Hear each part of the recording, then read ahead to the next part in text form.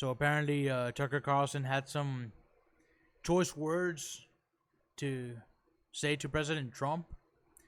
I'll be honest, this is the first time I've seen him, this upset, visibly upset here. I haven't seen this. Says it's time to say this directly to the president. I've heard about it. That, he was visibly upset here. So let's check this out. Let's see what this is about. The president of the United States keeps laying down markers. You can't go past next Tuesday at 2 p.m.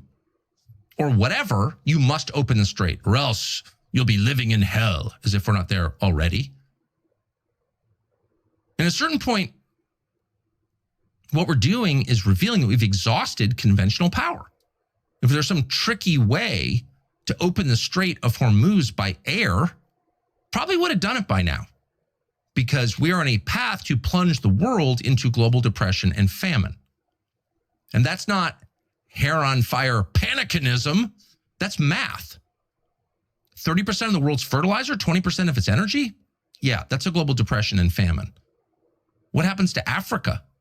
1.5 billion sub-Saharan Africans without enough fertilizer? Well, a lot of them will be living in the United States. That's just going to happen. It's right across the Atlantic Ocean. Check a map. So getting the strait open is the essence of the mission. It is the strategic goal. By the way, not to be bitter, it was open on February 27th and had been for, since there were pirates roaming the strait. For modern history, it had been open. Now it's closed because of this war. Okay, so there's that. But leave that aside. Okay, that was then. How do we get it open? Conventional airstrikes will not open the strait. So this was before, the announcement last night when you're getting this, right? So last night, they struck a deal, a 2-week ceasefire, according to what was reported. Is it going to hold? I don't know. He's not wrong in what he's saying here. It's crazy how, that little ass strait there has this much, that much power over the world, You could essentially hold the world hostage by taking over that damn thing. Can you imagine? Now, you would think that common sense would prevail, maybe just go around the damn thing, right? Oh, you're not going to open up the damn water thing, right? This waterway, this water passage, okay. We'll build a, railway system, something. Alternate solutions, right? Alternate solutions or simple solutions for very simple problems, right? But this is one of, you're going to open it or else you're going to open it, right? It's one of those, it's or else. Just build around the damn thing, right? You don't have to depend on this. Go around it. Instead of going through there and then go around the world then. In the other direction. It's easy. What's the problem? But it's just a bunch of silliness, man. For very obvious reasons. You can close it with mines. So if you reach the end of your conventional power, where does that leave you? Oh, with non-conventional power. What's that a euphemism for? Nuclear weapons. And the effects of that hardly need to be explained. Well, they can't be fully known because modern nuclear weapons have never been used. But you can just draw obvious conclusions, like life in Iran, not possible. So you wipe out a country of 92 million people. What about directly across the Persian Gulf? What about the 7 other countries? All of them allies of the United States, the biggest oil-producing countries in the world. Could you live there? What about the 100-odd million people who live in those countries? Maybe not possible for them either. Would a nuclear strike be followed by peace? Probably not. The U.S. isn't the only country in the world with nuclear weapons. You could have a global nuclear war. That's why we haven't used nuclear weapons in 80 years. No one has. I don't think it would come to that. It wouldn't, that would be a last-ditch effort of, right, that last resort, right, it's that's the end-all, be-all, it would never, I wouldn't imagine it coming to that, nah.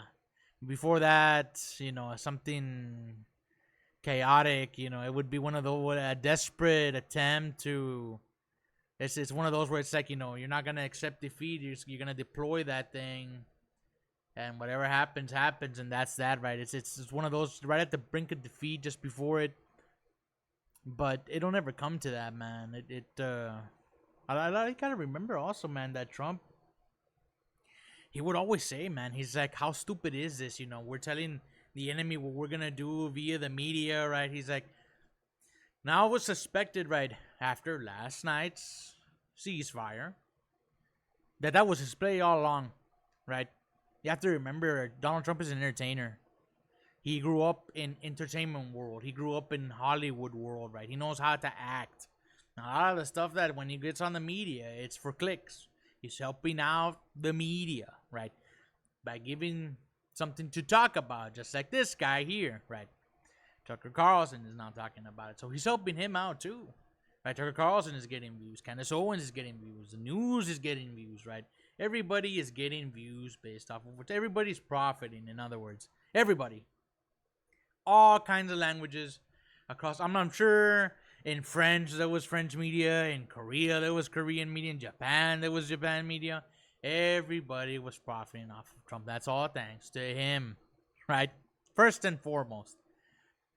Now, he would never, right? Yeah, he posted it on social media, but he's gonna go another way, man. It's keep the enemies confused.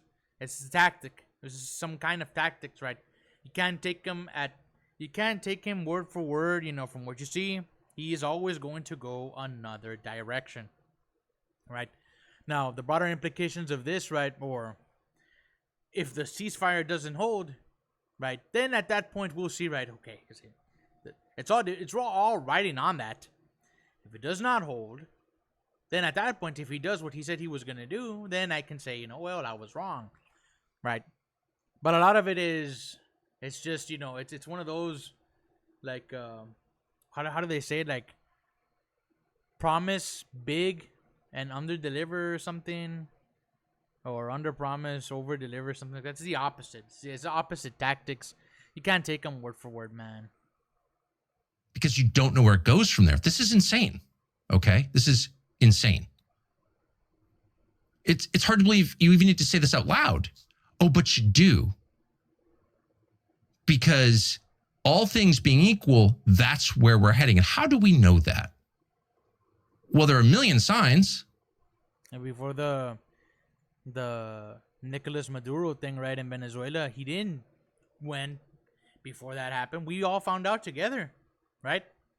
We all found out together. We saw it on the news. It's like, oh, here's this guy. He's been arrested. We see him in New York, right, getting off of a helicopter or something. We all found out together. He didn't say, I'm gonna go do this. I'm gonna go in the dark of the night, right? You gotta think a little bit here, man. Now, if this is for entertainment purposes, then by all means, use it for entertainment purposes, right? But if you're really upset, Tucker, I mean, man, you gotta think, man. Like, Trump is gonna say one thing and he's gonna go another. You can't, unless you're inside his mind, you can't really know, what he's drafting, what battle plans he's drafting, where he's gonna go. You just don't know. You can't trust what he says either. So there's that, right? And I knew this was gonna happen. I'm like, there's no way he's gonna do this. There's no way, bro. Think about it, man. Trump is not deranged, bro. He's not. But the most obvious is the dumbest neocons in Trump's orbit are saying it out loud. Now, in some cases, you don't even want to mention their names because these are not decision makers. These people are very much like Jeffrey Epstein. They're not actually the evil mastermind. Jeffrey Epstein's kind of an idiot. He's an employee, obviously. He's a communications hub. He's to get the message out to your people. And it's the same with America's most prominent neocons. They're not making policy. They don't understand anything. They don't have huge audiences. They have no organic power.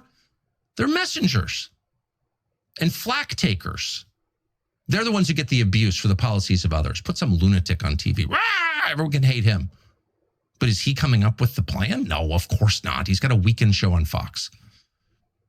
but it's useful to watch what he says. In fact, the president of the United States himself has said this. Watch Mark Levin on Saturday night. You think Trump is dumb? You think he's doing this to juice Mark Levin's ratings? No. It's not possible to increase the ratings of someone nobody wants to watch. The point is to send a message. That's not a conspiracy theory. It's true. Levin's show, written probably not by Levin, which has almost no viewers, has been a place where the future is revealed in its broadest outline. It's a place to test ideas. It's a place to... Somebody who was saying that this is all part of Agenda, 2030? Well, that'll be something we'll need to check out too, so we'll be looking into that also. Announce obliquely what's going to happen. And his most recent show should get you sitting bolt upright in your chair. And yes, this ran this weekend, Easter weekend, as if the defiling of beauty couldn't be more obvious. Easter week, could you pick another weekend to give the finger to Christianity other than Easter weekend? Apparently not. In fact, of course you couldn't. That's the point. Do it on Easter. Anyone who will accept this will accept any humiliation.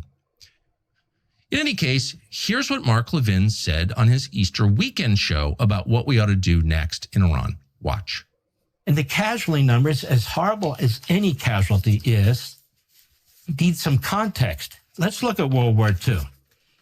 The Battle of the Bulge, 80,000 to 90,000 plus casualties, deaths and injuries and so forth. Nearly 10% of all the casualties in World War II happened at the Battle of the Bulge near the end of the war. The Battle of Okinawa, 50,000 plus casualties, over 12,000, nearly 13,000 killed on that island, which is what convinced Truman that we would lose a million men if we didn't drop the atomic bombs that we did. So this is a war or a peace mission to stop nuclear weapons that can blow away millions of Americans. Every bit as important as World War II. This is a crucially important military operation war. I think about it, and if Iran had actually had this capability of this weaponry, we wouldn't have been there to begin with, right? Number one, that's just it's obvious. You wouldn't have messed with another nuclear power. You just don't do it, right? That's why we don't mess with Russia, right? So if they had the weaponry, we wouldn't have gone in there to begin with. Now, if they had the weaponry, is this narration true? Would they use it against, America and or its allies? It's kind of hard to tell. I don't know. They chant things, right? They chant things. But would they do it? Are they capable of, doing it? I couldn't tell you, man. I don't know. I don't know what to say, right? It's one thing to say, right? It's another thing to do. No. It's one of these where it's like you'd have to see it and then to believe it, right? Okay, you have this weapon. Okay, you're gonna use it now. What, right? And then suppose that it was true. Takes out, the U.S. and its allies or whatever. Then what? You don't think that there's gonna be some kind of retaliatory strike after, right? So you don't think that missiles are gonna start flying? What do you gotta think? It's like what are you doing? I don't think that they would use. I don't think we'll ever see those weapons ever being used. They've measured this out. It's thought it out. It's a lose-lose for everybody. If somebody uses it, somebody else is gonna use it also, and then everybody's just gonna go off. It's never going to happen. It's never gonna happen. Call it what you want, peace mission. And we ought to be celebrating the success of our military. Unless you're a fanatic, right, and you want to bring about the end. If that's your aim, then. But it's hard to tell, man. I'm thinking about this, recently within me. But what about when you're dealing with somebody who's not reasonable, right? No, they just don't care, you know. Who knows? Who knows, man? It's a bunch of hypotheticals, right? Not until it happens, then we'll know for sure. Unifying around our military and our commander in chief and urging them to complete the task so our country is safe from nuclear weapons by insane, suicidal primitives from the 7th century. Did you catch that? Did you make it through the whole clip? It's not easy. It's not easy, but embedded. Yeah, I don't like watching that guy. That guy sucks, man. I didn't even listen to anything he said. It's just like little shit spewing out his mouth. I don't want to go back. In there, and that's why we prefer a transcript over the actual audio. Embedded in there is something you need to know. It's an argument that is being test-driven, and since no one, to our knowledge, has pushed back against it, may be in full operation now, it's an argument for nuclear weapons against Iran. And here's to restate, in case you couldn't make it through the accent, here's what he said. Nearly 10% of all casualties in the Second World War happened at the Battle of the Bulge, which, of course, at the end of the war. The Battle of Okinawa, 50,000 casualties, nearly 13,000 killed on that island, which is what convinced Truman, Harry Truman, the then president in 1945, we'd lose 1 million men if we didn't drop the atomic bombs that we did. Did you hear that? That's Mark Levin's counsel to our sitting president, Donald Trump, right now. You are looking at a choice between the catastrophic loss of your troops in a ground war or the use of nuclear weapons, which, in a sense, if you think about it, just think about it for a second, is actually an act of peace. It's an act of peace. The most humane thing you could do is to end this now with nuclear weapons. That's the case Mark Levin is making to the president, who just last week recommended that all Americans watch Mark Levin's show. Okay. This is not like crazy dot connecting here. This is one-to-one. This is really obvious where we're moving. And again, we're moving toward the use of weapons of indiscriminate mass destruction, possibly nuclear weapons, but non-conventional weapons.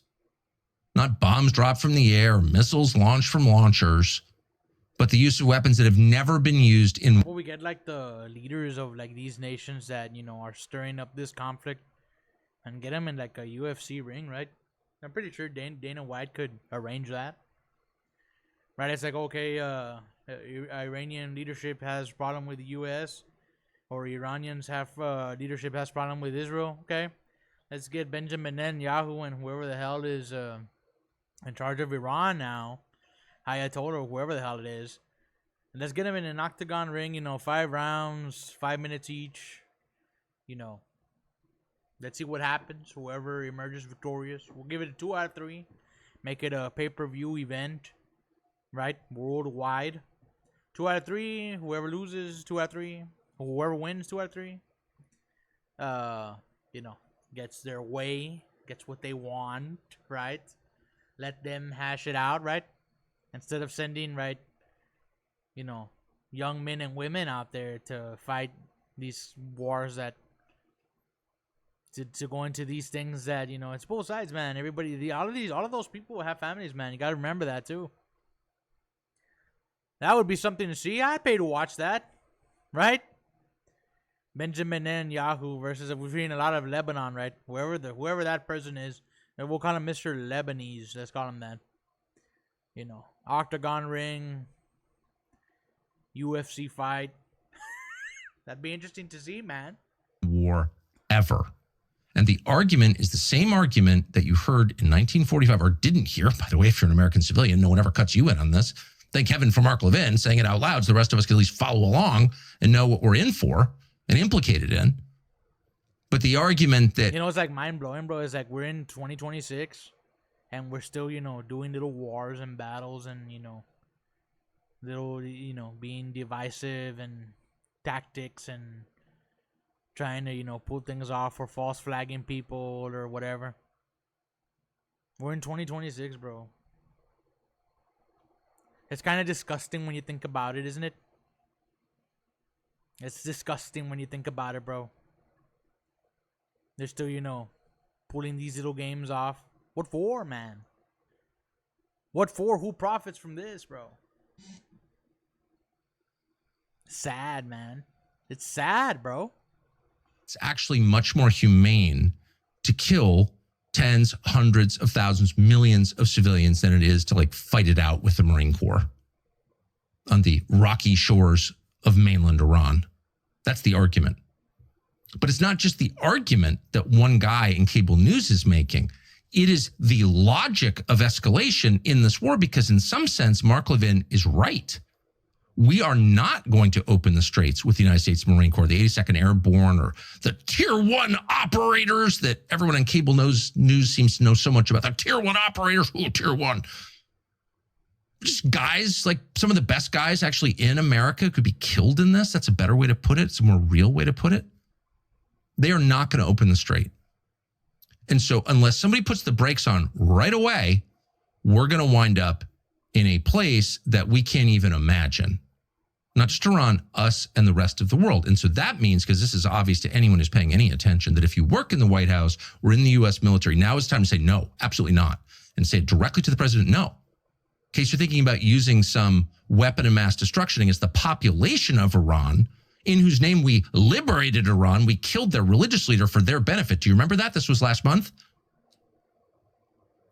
Those people who are in direct contact with the president need to say, no, I'll resign. I'll do whatever I can do legally to stop this, because this is insane. And if given the order, I'm not carrying it out.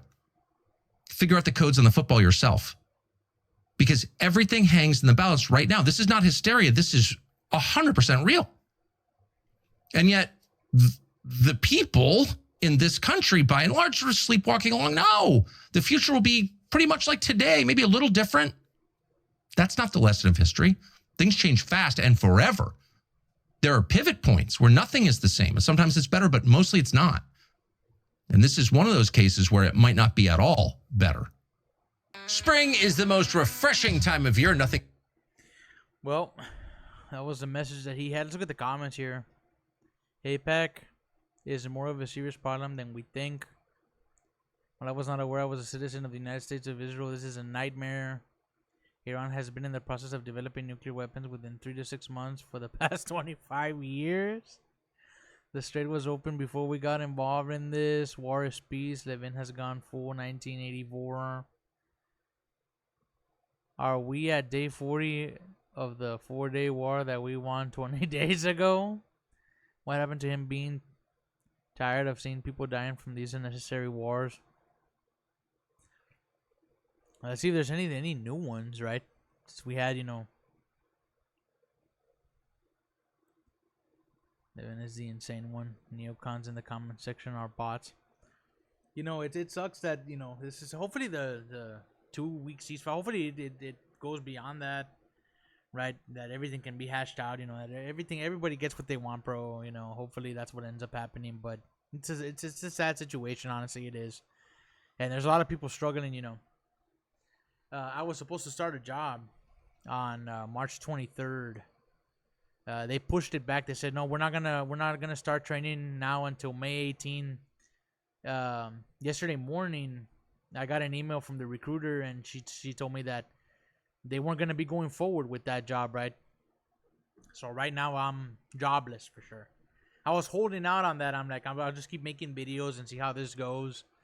But I'm jobless now, right? So now what I want to say is, like, there's every reason to panic, but I'm not panicking because whatever happens, it's just because that's how God wanted it, right? Obviously, I'm applying to other areas or stuff, but I'm hoping that from here till something comes up, right, that this picks up, right? Also, maybe my insights aren't the best, or maybe my my views here or my reactions aren't but I'm trying, right? And as long as there's that, right, as long as we're trying, that's the best thing we can do. And so what I want to say is, like, despite of all this news here, right, and there's reason to panic, every reason to panic, man. Find reasons to smile, find reasons to keep going, find reasons to keep trying, right? Because if you give up, man, then you just become part of the problem, right? If you give up, right? So do whatever you can. Reach out to if you have to, man. Reach out to your congressman, your congresswoman, whoever represents you in your district, etc. Send emails to your governors, right? Hey, man, hey, people are struggling. We don't want to get involved in this. There's things you could do, But if you give up, right, well then you're just you're just complicit in this, right? But hopefully it goes beyond 2 weeks, and hopefully we can go through the rest of 2026, right? And we'll start winning again.